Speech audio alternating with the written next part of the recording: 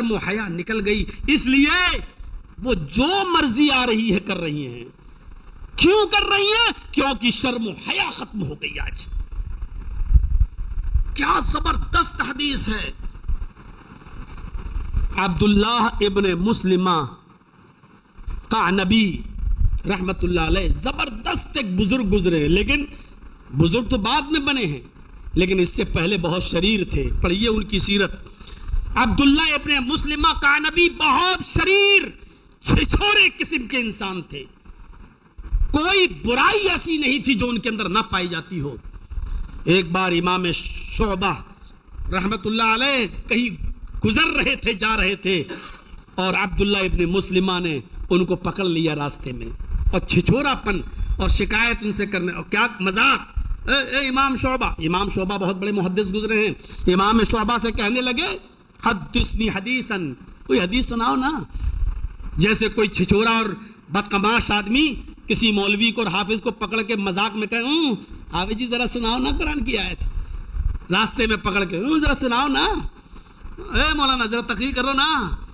ایسے ہی مذاق میں راستے میں پکڑ کے کہنے لگے عبداللہ ابن مسلمہ امام شعبہ سے حدثنی حدیثاً، کوئی حدیث سناؤ نا۔ انہوں نے کہا جاؤ یار، حدیث سنو گے، تمہاری بساط ہے، تمہاری اوقات ہے، تم حدیث سنو گے؟ چور تم ہو، شرابی تم ہو، کبابی تم ہو، چھچورے تم ہو، بدماش تم ہو، اور تم حدیث سنو گے؟ ارے جاؤ یہاں سے۔ غریبان پکڑ لیا عبداللہ ابن مسلمہ نے امام شعبہ کا، ارے حدیث سناؤ، میں جانے نہیں دوں گا، مذاق میں، حدیث سناؤ، میں جانے نہیں دوں گا، سناؤ۔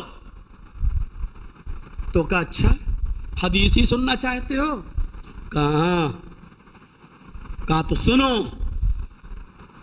امام شعبہ حدیث سناتے ہیں، اور حدیث سناتے ہوئے کہتے ہیں کہ حدثنا احمد بن یونس عن زہیر قال حدثنا منصور عن ربعی بن حراش قال حدثنا ابو مسعود عقبہ رضی اللہ تعالی عنہ قال قال رسول اللہ صلی اللہ علیہ وسلم اذا لم تستحی ففعل ما شئت۔ ہائے عبداللہ ابن مسلمہ سنو، ہم سے بیان کیا حدثنا احمد ابن یونس، احمد ابن یونس نے، وہ کہتے ہیں، روایت کرتے ہیں حضرت زہیر سے، حضرت زہیر کہتے ہیں کہ ہم سے بیان کیا منصور نے، اور منصور کہتے ہیں کہ ہم سے روایت کیا ربعی ابن حراش، ربعی ابن حراش نے، اور ربعی ابن حراش کہتے ہیں کہ حدثنا،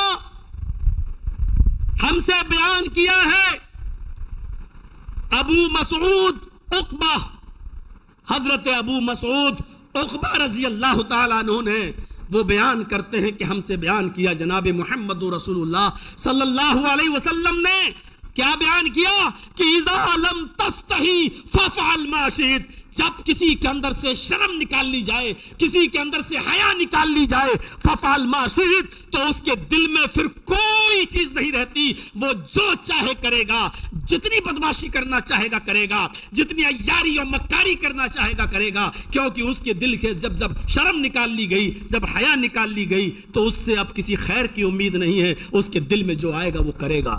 یہ حدیث حضرت امام شعبہ نے سنائی ہے، اور کس کو سنا رہے ہیں؟ عبداللہ ابن مسلمہ قعنبی رحمت اللہ علیہ کو۔ اس حدیث کو سننے کے بعد عبداللہ ابن مسلمہ قعنبی کانپ جاتے ہیں کہ میرے ہی منہ پر ایسی حدیث کہ جب کسی کے دل سے شرم و حیا نکال لی جائے تو اس کے دل میں جو آئے گا وہ کرے گا، خیر کی کوئی امید نہیں، یہیں سے ان کو چھوڑ دیتا ہے۔ امام شعبہ اپنے گھر جاتے ہیں، اور عبداللہ ابن مسلمہ یہیں سے ان کی زندگی میں انقلاب آتا ہے، گناہوں سے توبہ کرتے ہیں، مطالعہ کرنا شروع کرتے ہیں، اور جانتے ہو یہی عبداللہ ابن مسلمہ قعنبی رحمت اللہ علیہ اتنے بڑے بزرگ بنتے ہیں کہ یہ سیاستہ کے 6 اماموں کے استاذ قرار دیے جاتے ہیں۔ سیاستہ حدیث کی جو 6 کتابیں ہیں جن کو سیاہ کہا جاتا ہے، بخاری، مسلم، ترمذی، نسائی، ابو داؤد، ابن ماجہ، ان کے مصنفین کے استاذ ہیں یہ عبداللہ ابن مسلمہ قانبی۔ کہاں کتنے چھچورے تھے، اور اس کے بعد جب یہیں سے انہوں نے اپنی زندگی کو بدلا تو میرے بھائیوں بخاری، مسلم، ترمذی، نسائی، ابو داؤد، ابن ماجہ کے مصنفین کے استاذ بن گئے، ان کو پڑھانے والے بن گئے۔ ہماری زندگیوں سے میں یہ انقلاب کیوں نہیں آتا؟ کیوں آج بے شرمی اور بے حیائی ہم میں اور ہماری بہنوں میں اور بیٹیوں میں اور ماؤں میں یہ بھرتی چلی آ رہی ہے؟ شرم و حیا کیسے نکل گئی ہے آج ہماری بیٹیاں گھروں سے دوپٹے بھی نہیں، جبکہ ان کے جسموں پر ڈھیلے ڈھالے نقاب ہونا چاہیے، لیکن اب دوپٹے بھی ان کے جسموں سے اتر چکے ہیں۔ میرے بھائیوں، جس طریقے سے ماں باپ کے لیے دعا کرنے کا طریقہ اللہ نے بتایا، رب ارحمہما کما ربیانی صغیرا، والدین کے لیے دعا ویسے مانگو جیسے ہم بتلا رہے ہیں کہ اللہ میرے ماں باپ پر ویسی رحم فرما جیسے بچپن میں ان لوگوں نے میرے اوپر رحم فرمایا۔ اور اپنے ماں باپ کی مغفرت کی دعا کرو تو یہ کہا کرو ربنا اغفر لی ولوالدی وللمؤمنین یوم یقوم الحساب، اے اللہ ہم کو بھی بخش دے اور میرے ماں باپ کو بھی بخش دے، جس طرح اللہ نے یہ سکھلایا اسی طریقے سے میری ماں، میری بہنوں، میری بیٹی، میری قوم کی بچیوں، اللہ رب العالمین نے تمہیں دوپٹہ اوڑھنے کا سلیقہ بھی بتایا اور فرمایا وَلْيَضْرِبْنَ بِخُمُرِهِنَّ عَلَى جُيُوبِهِنَّ، اے میری ماں، بہنوں اور قوم کی بیٹیوں، اللہ تمہیں طریقہ سکھلا رہا ہے اور کہہ رہا ہے کہ تم اپنے سینوں پر اپنی اوڑھنیوں کو ڈالو، تمہارا سر بھی چھپا رہے، سر کے بال بھی چھپے رہے اور تمہاری اوڑھنیاں تمہارے سینوں پر بھی پڑی ہوئی ہوں۔ یہ طریقہ اللہ رب العالمین بتلا رہا ہے، اپنی بندیوں کو وہ طریقہ بتلا رہا ہے کہ دوپٹہ کیسے اوڑھو، کس طریقے سے اوڑھو۔ آج وہ شرم و حیا کہاں چلی گئی؟ ٹک ٹاک پر اور انسٹاگرام پر کس کی بہنیں اور کس کی بیٹیاں ویڈیو بنا رہی ہیں؟ کون ہیں؟ کیا ہمیں نہیں معلوم ہے؟ کیا ہم نہیں دیکھ رہے ہیں؟ آپ بھائی ہو تو اپنی بہنوں پر نظر رکھو، باپ ہو تو اپنی بیٹیوں پر نظر رکھو۔ شرم و حیا کا تعلق صرف میرے بھائیوں مردوں سے، عورتوں ہی سے نہیں ہے۔ حضرت عائشہ صدیقہ اس حدیث کی راوی ہے، مسلم شریف کی روایت ہے، فضائل صحابہ میں اس روایت کو دیکھا جا سکتا ہے۔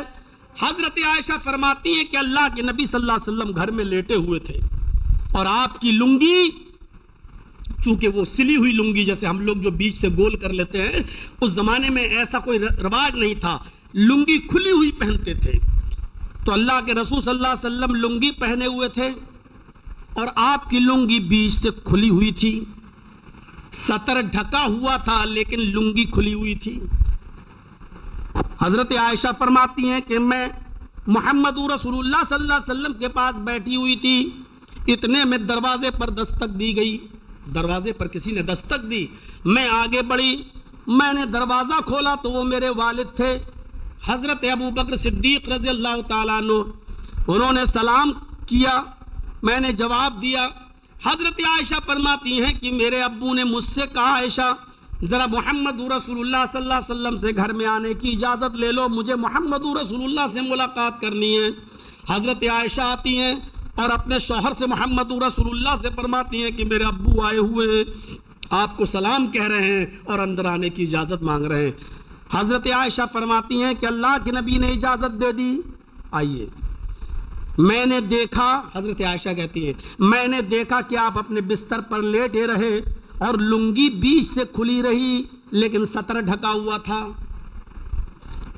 میرے ابو آئے اور آپ بھی بستر پر آ کر بیٹھ گئے، اب میں اندر چلی گئی اور میرے باپ ابو بکر اللہ کے رسول سے باتیں کرنے لگے۔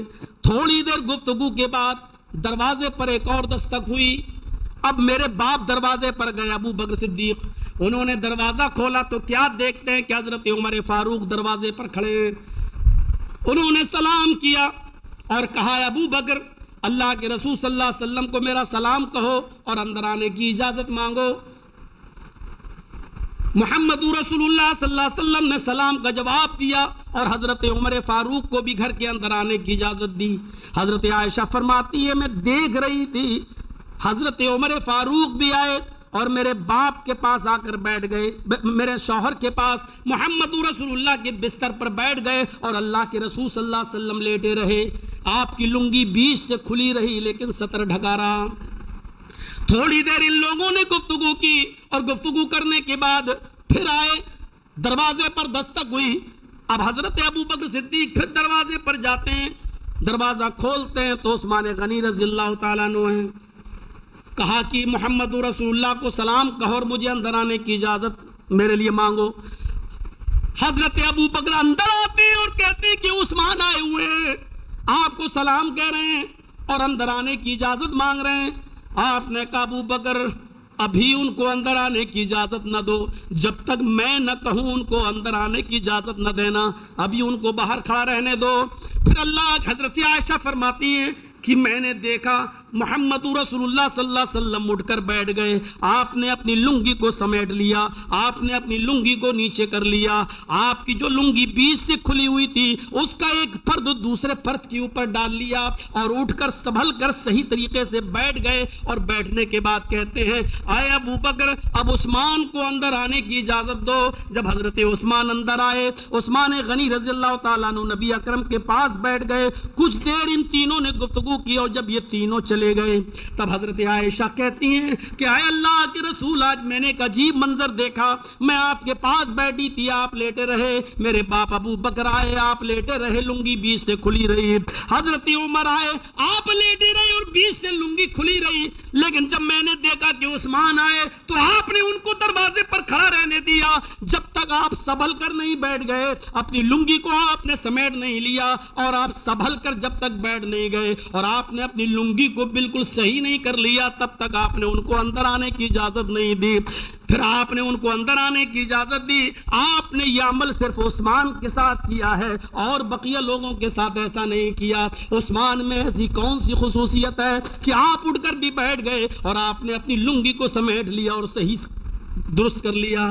فرمایا عائشہ عثمان وہ شخصیت ہے جس کے بارے میں تمہیں نہیں معلوم، عثمان اتنا حیادار ہے، عثمان اتنا باشرم ہے، عثمان اتنا شرم و حیا کا پیکر ہے کہ عثمان کو دیکھ کر آسمان کے فرشتے بھی حیا کرتے ہیں، عثمان کو دیکھ کر آسمان کے فرشتے بھی شرم کرتے ہیں۔ جس عثمان کو دیکھ کر آسمان کے فرشتے بھی شرم و حیا کرتے ہوں تو محمد اس کو دیکھ کر شرم و حیا کیوں نہیں کرے گا؟ محمد رسول اللہ بھی عثمان سے شرم کیوں نہیں کریں گے؟ مجھے حیا کیوں نہیں آئے گی؟ عثمان تو وہ شخصیت ہے جس کو دیکھ کر آسمان کے فرشتے بھی حیا کرتے ہیں، تو پھر میں حیا کیوں نہیں کروں گا؟ یہ عثمان کے بارے میں اندازہ لگایا۔ مردوں کے اندر بھی شرم و حیا ہوتی ہے، مردوں کے اندر بھی شرم و حیا کا تعلق صرف عورتوں سے نہیں ہے، اس لیے اللہ کے نبی نے کہا اذا لم تستحی ففعل ما شئت۔ ارے میری ماں بہنوں، تم تو وہ عظیم نعمت ہو کہ محمد رسول اللہ نے تمہارے اندر شرم و حیا کی یہ خوبی بتائی ہے کہ عورت کے اندر تو شرم و حیا اتنی ہوتی ہے کہ نکاح کے موقع پر بھی، شادی کے موقع پر بھی پہلے لڑکی سے اجازت لی جاتی ہے نکاح کی کہ فلاں فلاں کے ساتھ تمہارا نکاح ہو رہا ہے، کیا تمہیں وہ رشتہ منظور ہے؟ پہلے لڑکی سے، لیکن اس لڑکی کی شرم و حیا کو سامنے رکھتے ہوئے اللہ کے نبی نے فرمایا کہ زبردستی اس کے منہ سے قبول ہے کا لفظ مت کہلوانا۔ کیوں؟ کیونکہ شرم و حیا ہوتی ہے لڑکیوں میں، اس لیے وہ اپنے زبان سے یہ نہیں کہہ پائیں گی کہ ہاں مجھے نکاح قبول ہے یا مجھے وہ لڑکا قبول ہے۔ اللہ کے رسول نے لڑکیوں کی شرم و حیا کو دیکھتے ہوئے فرمایا اذنھا سماتھا، ایک مرتبہ ان سے پوچھنا، اگر وہ خاموش رہ جائے تو اس لڑکی کی خاموشی ہی کو اس کی اجازت مان لینا، اس کے زبان سے زبردستی مت کہلوانا کہ قبول ہے قبول ہے قبول ہے، زبردستی مت کہلوانا۔ یہ لڑکیوں کی شرم و حیا کا تعلق ہے۔ جس کی زبان سے یہ نہ نکلتا ہو، آج وہ 24 گھنٹے موبائلوں پہ لگی رہتی ہوں، واٹس ایپ پہ چیٹنگ کرتی رہتی ہوں، میسنجر پر چیٹنگ کرتی رہتی ہوں، فیس بک کو انہوں نے اپنے گھر کی لوڈی بنا لیا ہو، ذرا تصور کرو کہ آج ہم کس دہلیز پر پہنچ چکے ہیں اور ہماری ماں بہن بیٹیاں کس نوعیت پر پہنچ چکی ہیں اور کہاں پہنچ چکی ہیں اور کہاں کھڑی ہیں. جس لڑکی کی زبان سے قبول ہے کا جملہ جو کہ جائز جملہ ہے, نکاح کے موقع پر اتنا بھی زبردستی کہلوانے کی اجازت اللہ کے رسول نے نہیں دی. آج وہ لڑکیاں 24 گھنٹے واٹس ایپ پر لگی ہوں, چیٹنگ پہ لگی ہوں. تصور کرو کہ آج ہماری بے حیائی کس دروازے تک پہنچ چکی ہے, کس دروازے تک پہنچ چکی ہے. نماز میرے بھائیوں, اللہ کے رسول کے زمانے میں عورتیں مسجدوں میں بھی نماز پڑھنے آیا کرتی تھیں اور امام اللہ کے نبی ہوا کرتے تھے. وہ اللہ کے رسول جنہوں نے کہا کہ اگلی صف میں نماز پڑھنے کا ثواب اتنا ہے کہ اگر کسی کو پتا چل جائے کہ پہلی صف کا ثواب کتنا ہے تو لوگ لڑنے لگیں گے, ایک دوسرے کو قتل کرنے لگیں گے پہلی صف میں آنے کے لیے. قرآن اندازی کی نوبت آ جائے گی, پرچیاں پھینکی جائیں گی, جس کا نام نکلے گا وہ آگے. اگر کسی کو پتا چل جائے کہ پہلی صف کا ثواب کتنا ہے, لیکن وہی نبی جو پہلی صف کا اتنا ثواب بتلا رہے ہیں عورتوں کے لیے کہہ رہے ہیں خیر صفوف الرجال اولها وشرها آخرها وخیر صفوف النساء آخرها وشرها اولها.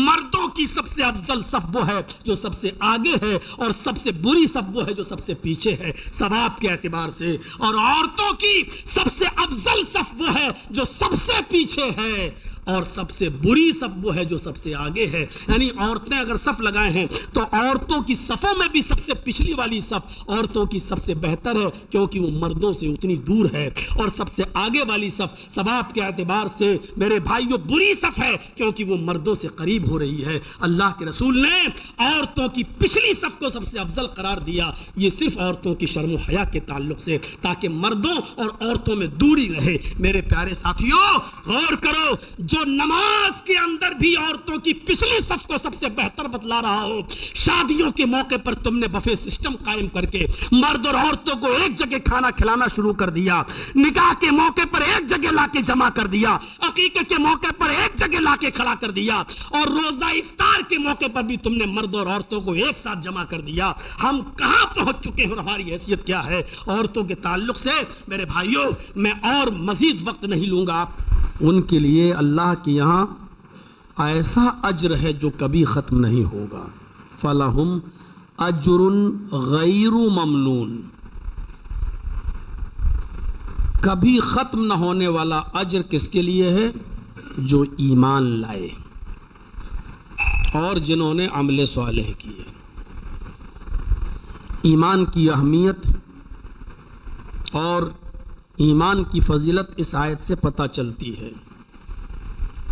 بہت سے اچھے کام دنیا میں کیے جاتے ہیں, لیکن وہ کام کرنے والا اس کام کو اچھا تو سمجھتا ہے, لیکن افسوس یہ ہے کہ اس کام کے کرنے پر اس کو آخرت میں کوئی اجر نہیں ملے گا, کیونکہ اس کا وہ کام ایمان سے خالی ہے. آپ بامبے چلے جائیے, ٹاٹا میموریل ہاسپٹل ہے, کئی مرتبہ میں گیا ہوں اپنے رشتہ داروں کو لے کر, غیر مسلموں کی بھیڑ لگی رہتی ہے, بڑے بڑے پیسے والوں کی بھیڑ لگی رہتی ہے وہاں, اور تلاش کرتے ہیں ایسے مریضوں کو جو بہت غریب ہیں, اور ان کو وہ چیک دیتے ہیں, ان کی مدد کرتے ہیں, کھانے کا ٹرک بھر کے لا رہے ہیں, اور بہت زیادہ وہ ہیلپ کرتے ہیں, اور وہ اس کو اچھا کام سمجھتے ہیں, اور ہے بھی غریب لوگوں کی مدد کرنا بظاہر ایک اچھا کام ہے, لیکن یہ کام کرنے والے سب غیر مسلم لوگ ہیں. کتنا اچھا کام کر رہے ہیں, لیکن ان کاموں پر ان کو کوئی اجر نہیں ملے گا, کیونکہ بیچارے وہ کام اچھا تو کر رہے ہیں لیکن ایمان سے خالی ہے. ہو سکتا ہے اللہ رب العالمین ان کو ان کے اچھے کاموں کی وجہ سے دنیا میں اجر دے دے, لیکن آخرت کے اندر ان کا کوئی اجر نہیں, کیونکہ ان کا یہ کام ایمان کی دولت سے خالی ہے. ہمیں اللہ کا شکر ادا کرنا چاہیے کہ اس نے ہمیں اچھے کام کرنے کے موقع عطا فرمائے, اور ساتھ میں ایمان بھی ہے. ایمان کی مفصل بحث تو ہم اس مختصر سے جمعے کے خطبے میں آپ کے سامنے نہیں کر سکتے ہیں, نہ ہی رکھا جا سکتا ہے. ایک حدیث ہے جس کو میں نے خطبہ مسنونہ کے بعد آپ کے سامنے پڑھا ہے. اس حدیث کے اندر ایمان کی 3 برانچز کا، ایمان کی 3 شاخاؤں کا ذکر کیا ہے اللہ کے نبی صلی اللہ علیہ وسلم نے. آج انہی تینوں شاخاؤں کے بارے میں مجھے آپ کے سامنے کچھ رکھنا ہے. اللہ رب العالمین سے اس دعا کے ساتھ کہ اللہ کہنے والے کو بھی اور سننے والوں کو بھی عمل کی توفیق عطا فرمائے. نبی اکرم صلی اللہ علیہ وسلم نے فرمایا الایمان بضع و 70 شعبۃ، ایمان کی 70 سے زیادہ برانچز ہیں، شاخائیں ہیں، 70 سے زیادہ. لیکن 3 شاخاؤں کا ذکر کیا یہاں. 70 سے زیادہ شاخاؤں کو کہنے کا مقصد یہ ہے کہ بہت زیادہ ہیں ایمان کی شاخائیں. کبھی کبھی ہم اور آپ اپنی مادری زبان میں بولتے ہیں ابھی لگائیں گے 50 تھپڑ، تو اس کا یہ مطلب نہیں ہوتا کہ ہم گنتی کے 50 تھپڑ تمہیں ماریں گے. مطلب یہ ہوتا ہے کہ بہت زیادہ ہم تمہیں پیٹیں گے، بہت زیادہ ماریں گے. یہاں 70 کا مطلب یہ نہیں کہ ایمان کی صرف 70 شاخائیں، بلکہ اس کا مطلب یہ ہے کہ ایمان کی بہت سی برانچز ہیں، ایمان کی بہت سی شاخائیں ہیں. نبی اکرم صلی اللہ علیہ وسلم نے فرمایا فَأَفْضَلُهَا قَوْلُ لَا إِلَهَ إِلَّا اللَّهِ، ایمان کی سب سے افضل شاخ جو ہے وہ لا الہ الا اللہ کہنا ہے. ہم معمولی جملہ سمجھتے ہیں لا الہ الا اللہ اور سوچتے ہیں کہ اس کو کہنے میں وقت ہی کیا لگے گا. لا الہ الا اللہ، لا الہ الا اللہ، اٹھتے رہیے، بیٹھتے رہیے، چلتے رہیے، لا الہ الا اللہ. لیکن جب ہم اس کی گہرائی پر غور کرتے ہیں تو پتہ چلتا ہے کہ یہ کوئی معمولی جملہ نہیں ہے. لا الہ الا اللہ. ایک انسان 80 سال تک گناہ کرتا رہتا ہے، ایک شخص 80 سال تک گناہوں میں ڈوبا رہتا ہے، اس کو توفیق نہیں ہوتی کوئی نماز پڑھنے کی، روزہ رکھنے کی، وہ کفر اور شرک کی دلدل میں بھٹکتا رہتا ہے. لیکن مرنے سے پہلے اچانک یہ کلمہ پڑھ لیتا ہے لا الہ الا اللہ. 80 سال تک گناہ کرنے والا یہ بوڑھا اس کلمے کو پڑھنے کی وجہ سے جنتی ہو جاتا ہے. غور کیجئے اس 80 سال کے اس بزرگ کو جس نے پوری زندگی کفر اور شرک کی دلدل میں گزاری ہے، اچانک وہ جنتی بن جاتا ہے. اس 80 سال کے بوڑھے کو جنتی بنانے والا جملہ کیا ہے؟ لا الہ الا اللہ. 80 سال تک گناہوں میں ڈوبنے والے کو جنتی بناتا ہے یہ کلمہ. ان الاسلام یہدم ما کان قبلہ. بخاری شریف کی حدیث کے الفاظ، نبی اکرم صلی اللہ علیہ وسلم نے فرمایا کہ جو شخص کلمہ پڑھ کر اسلام کو قبول کر لے اور اسلام لے آئے تو اسلام اس کے سارے گناہوں کو بخش دیتا ہے، معاف کر دیتا ہے، منہدم کر دیتا ہے جو اس نے اس سے پہلے کیے ہیں. 90 سال تک اس کی زندگی رہی، گناہ کرتا رہا 90 سال تک اسلام، اس کے بعد اسلام لایا، جنتی ہو گیا. بخاری شریف کے اندر اسود نامی ایک شخص کا واقعہ آیا ہے جو یہودی تھا، اور جب محمد رسول اللہ صلی اللہ علیہ وسلم اور آپ کے صحابہ نے جب خیبر کا محاصرہ کیا، خیبر کا جب محاصرہ کیا تو خیبر کا یہ یہودی اس وقت بکریاں چرانے کے لیے جنگل میں گیا ہوا تھا. جب وہ لوٹ کر آیا بکریوں کو لے کر تو اس نے دیکھا کہ خیبر قلعے کا محاصرہ ہو چکا ہے. تو اس نے صحابہ کرام سے پوچھا کہ یہ کیا ہوا؟ تو کہا کہ ہمارے نبی محمد رسول اللہ نے اس خیبر کا محاصرہ کر لیا ہے. تو اس نے کہا کہ میں بھی تو اسی قلعے کا رہنے والا ہوں. کہا نہیں، اب کوئی آدمی نہ اندر جا سکتا ہے نہ اندر کا آدمی باہر آ سکتا. اس نے کہا کہ تمہارے نبی کون ہیں؟ صحابہ کرام نے بتایا ہمارے نبی محمد رسول اللہ صلی اللہ علیہ وسلم ہیں. نام سنا تھا، ذکر سنا تھا. کہنے لگا اچھا محمد رسول اللہ صلی اللہ علیہ وسلم نے محاصرہ کیا ہے. وہ سوچ رہا تھا کہ آپ کی شخصیت بڑی عظیم شخصیت، باڈی گارڈ لگے ہوں گے، آسانی کے ساتھ ملاقات نہیں ہو سکتی. اس اسود نامی یہودی نے کہا مجھے تمہارے نبی جناب محمد رسول اللہ صلی اللہ علیہ وسلم سے ملاقات کرنی ہے. لوگوں نے کہا کہ وہ خیمہ لگا ہے، چاروں طرف سے پردے پڑے ہوئے ہیں، اسی خیمے کے اندر محمد رسول اللہ بیٹھے ہوئے ہیں، جاؤ اور ملاقات کر لو۔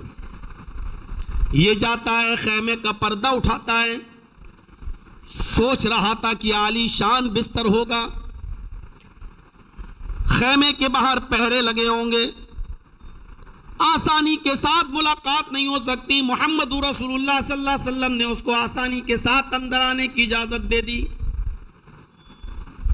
اس نے دیکھا کہ کچی زمین کے اوپر محمد رسول اللہ صلی اللہ علیہ وسلم تشریف فرمائے، کچھ گفتگو کرتا ہے اور کہتا ہے کہ اے محمد رسول اللہ صلی اللہ علیہ وسلم، آپ کے کہنے پر اگر میں ایمان لے آؤں، اسلام لے آؤں تو میرے لیے کیا ہے؟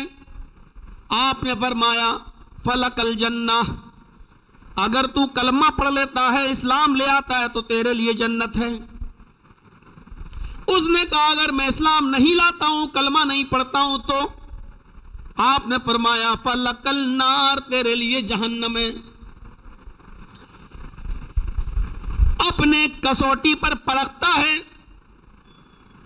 اور بالآخر وہ اسلام قبول کرنے پر آمادہ ہوتا اور کہتا ہے کہ میں اسلام لانے کے لیے تیار ہوں۔ اس نے کہا آتی یدک ابایک علی الاسلام، اے اللہ کے نبی اپنا ہاتھ بڑھائیے، میں اسلام پر بیعت کرتا ہوں۔ اللہ کے نبی نے اپنا ہاتھ بڑھایا اور اس نے اسلام قبول کر لیا۔ اشہد ان لا الہ الا اللہ واشہد ان محمدًا عبدہ ورسولہ، واشہد ان محمدًا عبدک ورسولہ، اور میں اسلام قبول کرتا ہوں اس بات پر کہ اللہ کے علاوہ کوئی معبود نہیں اور آپ اللہ کے بندے اور اس کے رسول ہیں۔ آپ نے کہا ٹھیک، کہا مجھے کوئی کام بتائیے، میں کیا کام کروں؟ آپ نے کہا میری ایک ٹیم، صحابہ کی ایک فوج جنگ کے لیے، جہاد کے لیے گئی ہوئی ہے، تم بھی چلے جاؤ۔ اس نے کہا اللہ کے رسول میں تیار ہوں، میں جہاد میں شریک ہونا چاہتا ہوں۔ آپ نے کہا اس وقت نہیں۔ کہا کیوں؟ کہا بھی تمہارے پاس بکریاں ہیں، ان بکریوں کو ان کے مالک کے حوالے کر دو۔ ابھی تو بکریاں چرانے گئے تھے تم، یہ بکریاں جن کی ہیں ان کے حوالے کر دو۔ اگر تم میدان جہاد میں شہید بھی ہو گئے، اگر ان بکریوں کو ان کے مالک کے حوالے نہیں کیا تو تمہیں جنت کی خوشبو بھی نہیں ملے گی۔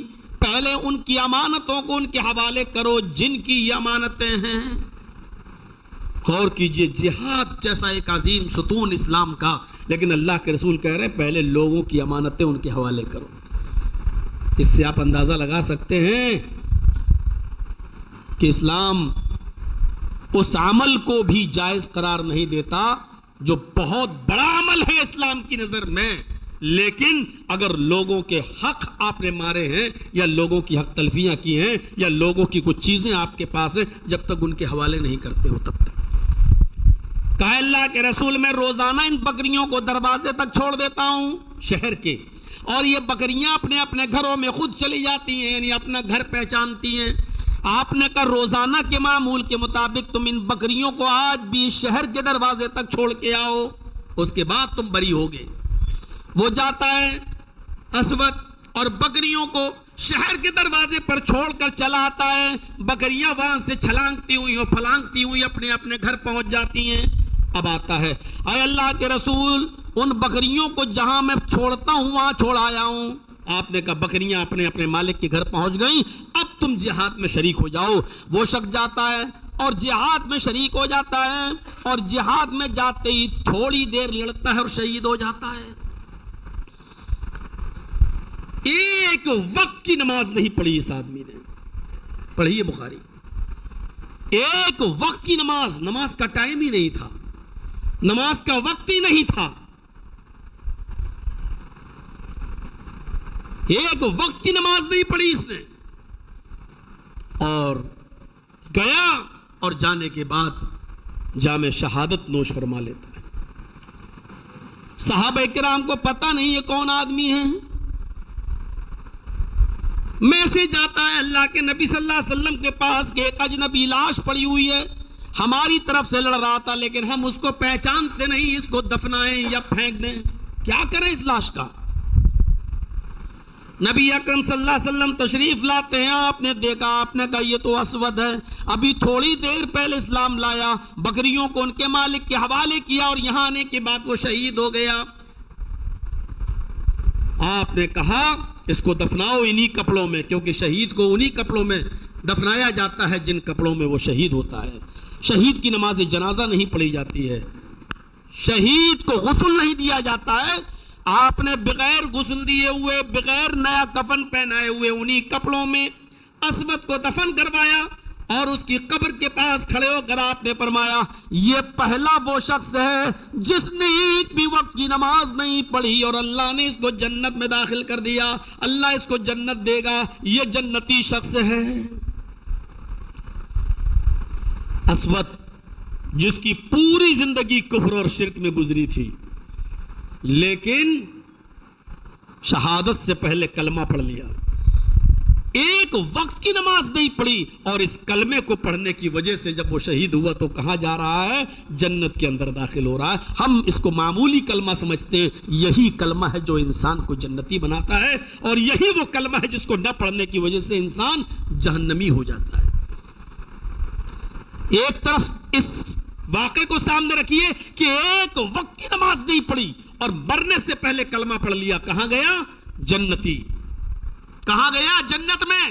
اور ایک طرف خود نبی اکرم صلی اللہ علیہ وسلم کے سگے چچا ابو طالب کا منظر دیکھیے، پوری زندگی نبی کی خدمت کی، پوری زندگی نبی کا ساتھ دیا۔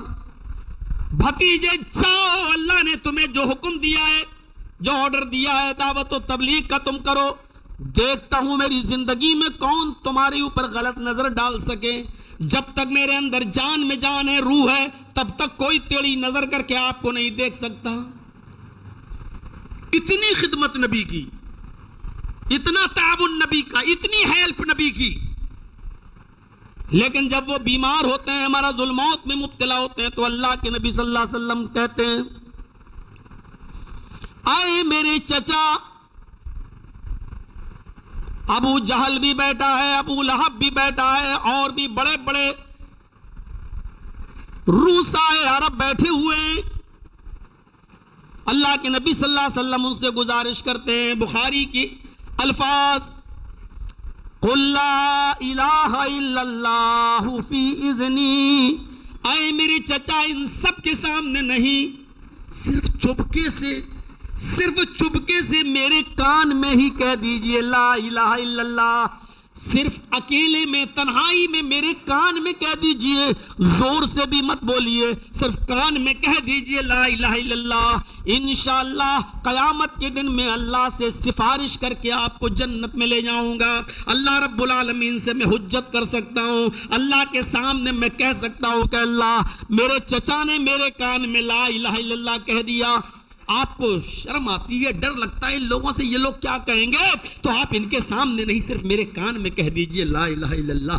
کان میں کہنے کے لیے کہا تھا اللہ کے نبی صلی اللہ علیہ وسلم نے، لیکن چچا ابو طالب نے کہا بھتیجے نہیں، میں اسی دین پہ مرنا چاہتا ہوں جس دین پر میرے باپ عبد المطلب مرے تھے۔ میں نہیں چاہتا ہوں کہ میرے مرنے کے بعد لوگ تانا مارے کہ دیکھو اپنے بھتیجے سے ڈر گیا اور اپنے بھتیجے کے آگے سرنڈر کر دیا، اس نے ڈرایا جہنم سے اور قیامت سے، اور چچا ڈر گیا اور مرتے وقت اپنے باپ دادا کا دین چھوڑ دیا۔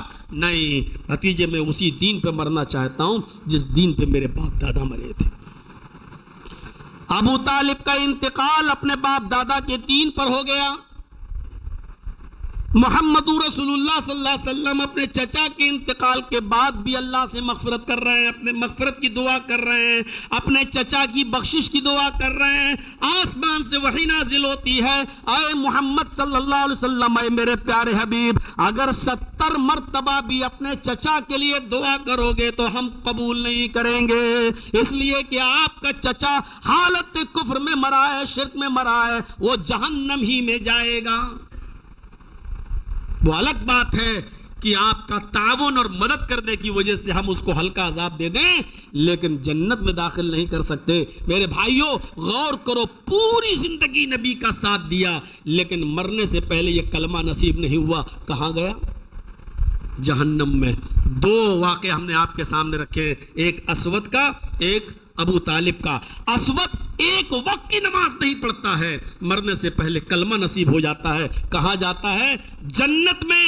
اور چچا پوری زندگی نبی کی خدمت کرتا ہے، پوری زندگی نبی کی دیکھ بھال کرتا ہے لیکن مرنے سے پہلے اس کو کلمہ نصیب نہیں ہوا، کہاں جا رہا ہے؟ جہنم میں۔ اندازہ لگائیے۔ فَأَفْضَلُهَا قَوْلُ لَا إِلَهَ إِلَّا اللَّهِ۔ ایمان کی پہلی شاخ کیا ہے؟ افضل لا الہ الا اللہ۔ اس کلمے کی حقیقت کو جاننے کی کوشش کریے۔ آج کتنے مسلمان ہیں جو اس کلمے کو پڑھتے لا الہ الا اللہ لیکن اس کے مطالبے کو پورا نہیں کرتے، وہ جانتے ہی نہیں۔ لا الہ الا اللہ تو پڑھ رہے لیکن وہ پہلے جملے پر غور نہیں کرتے۔ لا الہ الا اللہ، پہلے ساری کائنات کے جھوٹے معبودوں کا انکار کرو کہ کوئی خدائی کے لائق نہیں ہے، کوئی پرستش کے لائق نہیں ہے، کوئی معبود ہے ہی نہیں ہے، اس کے بعد کہو الا اللہ، سوائے اللہ کے۔ شجر و حجر سب کا انکار کرنا پڑے گا، اس کے بعد اللہ کی وحدانیت کا اقرار کرنا پڑے گا۔ یہ تو سب سے افضل شاخ ہو گئی لا الہ الا اللہ۔ اور دوسری برانچ سب سے نچلی، وَأَدْنَاهَا إِمَاطَةُ الْأَذَى عَنِ الطَّرِيقِ، راستے سے تکلیف دہ چیز کو ہٹا دینا۔ سب سے افضل لا الہ الا اللہ اور سب سے ادنا کمتر درجے کا ایمان کی شاخ کیا ہے؟ راستے سے تکلیف دہ چیز کو ہٹا دینا، یہ بھی ایمان ہے۔ آپ فور ویلر سے جا رہے ہیں، آپ اسٹینڈرڈ گاڑی سے کیوں نہ جائیں، فارچونر پہ بیٹھے ہوئے ہیں، اگر آپ کے راستے میں بیچوں بیچ سڑک پر کوئی بڑا پتھر پڑا ہے تو آپ کے ایمان کا تقاضا یہ کہتا ہے کہ آپ اپنی گاڑی کو سائیڈ میں روکیے اور اس بڑے پتھر کو راستے سے ہٹائیے، یہ ایمان کا ایک حصہ ہے۔ لیکن آج ہماری حالت یہ ہے کہ راستے میں پڑی ہوئی گندگی کو اور راستے میں پڑے ہوئے کیلے کے چھلکے کو اور راستے میں پڑے ہوئے پتھر کو ہٹانا ہم اپنی شان کے خلاف سمجھتے ہیں۔ اتنی اسٹینڈرڈ گاڑی پر بیٹھ کر ہم راستے سے کیلے کے چھلکے کو ہٹائیں گے؟ ہٹائے گا جس کی ڈیوٹی ہے۔ آپ کو نہیں معلوم، آپ گزر گئے اور کوئی اندھا بیچارہ بھی سڑک پر جا رہا ہے، اچانک اس کا پیر اسی کیلے کے چھلکے پر پڑ کر پھسل گیا اور گر گیا اور اس کی ریڑھ کی ہڈی ٹوٹ گئی، اس کی کمر ٹوٹ گئی، اس کے پیر کی ہڈی ٹوٹ گئی۔ ذرا غور کرو، اللہ کے نبی صلی اللہ علیہ وسلم راستے سے تکلیف دہ چیز کو ہٹانے کو ایمان کا ایک حصہ قرار دے رہے ہیں۔ ہندو مسلم کی قید نہیں ہے، یا انسانیت کو جگا رہے ہیں۔ انسانیت ہونی چاہیے ہمارے اندر، صرف راستے سے تکلیف دہ چیز کو نہیں، ہر وہ چیز جو عوام الناس کو تکلیف دے ان سب کو سے دور رہنا اور لوگوں سے ان چیزوں کو ہٹا دینا، یہ ایمان کا حصہ ہے۔ رات میں 3 اور 3:30 بجے اٹھ گئے، مسجد کا مائک پکڑ لیا رمضان کے مہینے میں اور لگے نعتیں پڑھنے اور لگے قوالیاں کرنے اور مائک پکڑ کے زور زور سے جگا رہے لوگوں کو، اٹھیے روزدار بھائیوں، سحری بنائیے، سحری کیجئے، اتنے بج چکے ہیں، اتنی دیر باقی ہے۔ یہ ساری کی ساری چیزیں لوگوں کو تکلیف دینے کے ضمن میں آتی ہیں۔ میرے بھائیوں، آپ کون ہوتے ہیں لوگوں کو اٹھانے والے؟ کون سی حدیث میں آیا کہ سحری کے لیے لوگوں کو جگائیے؟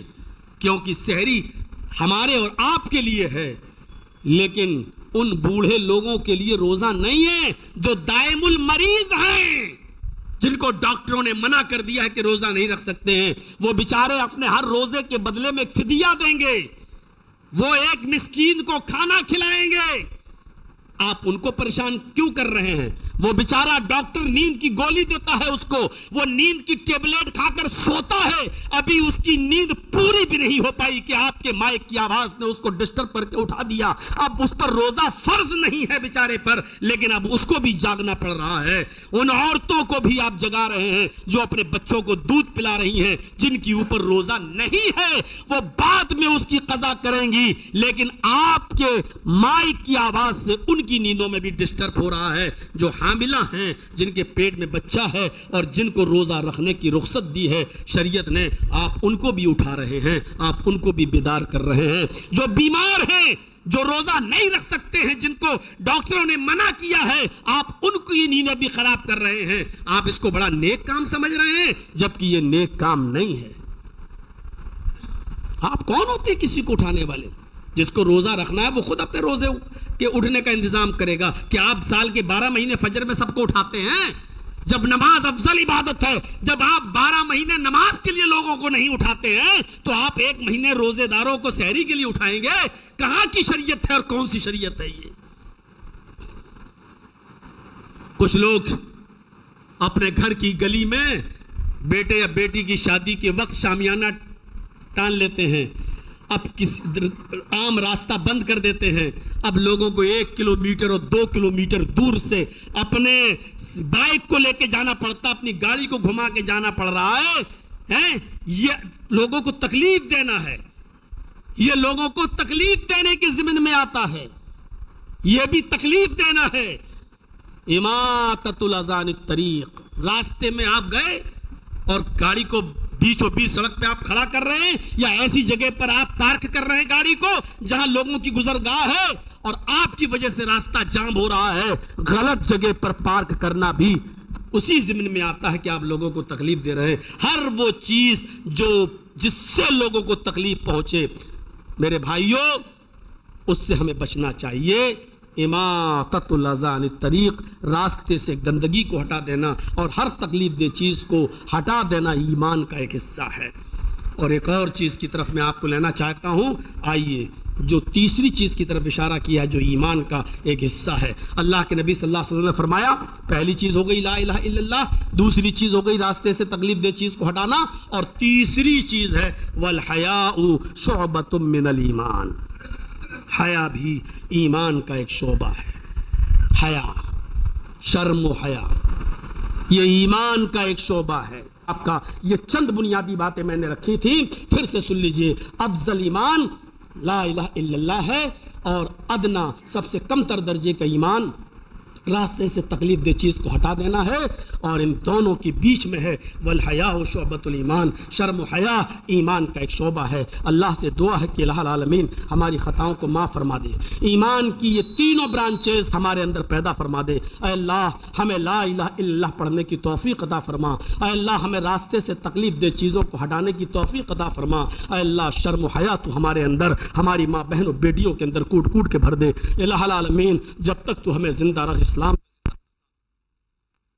فَإِنَّ خَيْرَ الْحَدِيثِ كِتَابُ اللَّهِ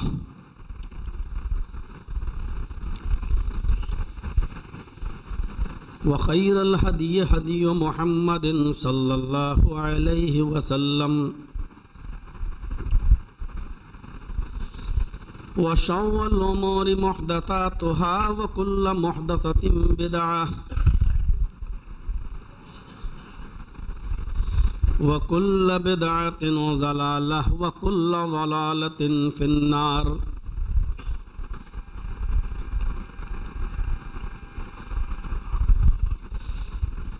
اعوذ باللہ من الشیطان الرجیم، بسم اللہ الرحمن الرحیم۔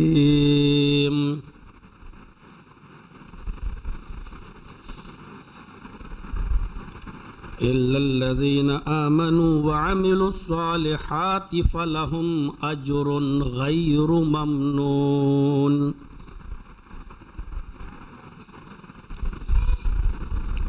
وعن أبي هريرة رضي الله تعالى عنه قال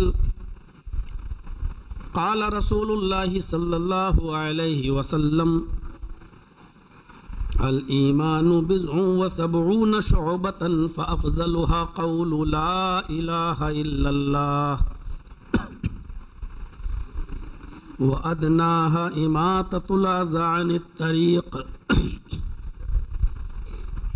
والحياء شعبة من الإيمان۔ رواه البخاری۔ رب اشرح لي صدري ويسر لي امري واحلل عقدة من لساني يفقهوا قولي. حاضرین جمعہ جامع مسجد اہل حدیث رانچی،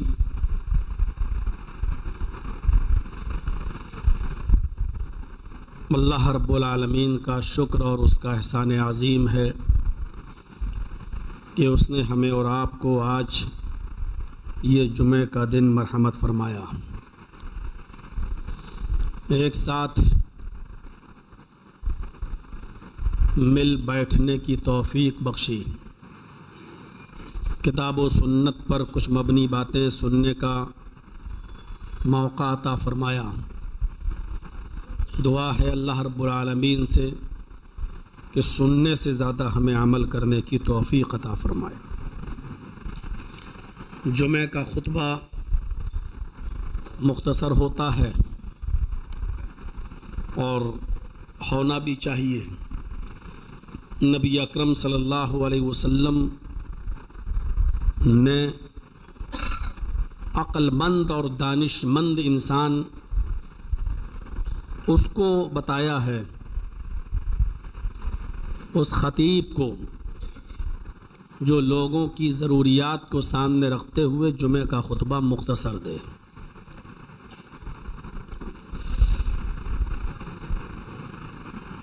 جمعہ کا خطبہ کچھ بنیادی اور اصولی باتوں پر مشتمل ہوتا ہے۔ نبی اکرم صلی اللہ علیہ وسلم اکثر جمعہ کے خطبوں میں لوگوں کو جہنم سے ڈراتے تھے، قیامت کی ہولناکیوں کا ذکر کرتے تھے، موت اور مرنے کے بعد کی دوسری زندگی بعث بعد الموت پر آپ لوگوں کو خطاب کرتے تھے اور فکر آخرت کی طرف لوگوں کو ابھارتے تھے۔ اس جمعہ کے خطبے میں کچھ مختصر سی باتیں آپ کے سامنے آئیں گی۔ قرآن کریم کی جو چھوٹی سی آیت کا ایک ٹکڑا میں نے آپ کے سامنے رکھا ہے، سورہ 3 سے، اِلَّا الَّذِينَ آمَنُوا وَعَمِلُوا الصَّالِحَاتِ فَلَهُمْ أَجْرٌ غَيْرُ مَمْنُونٍ۔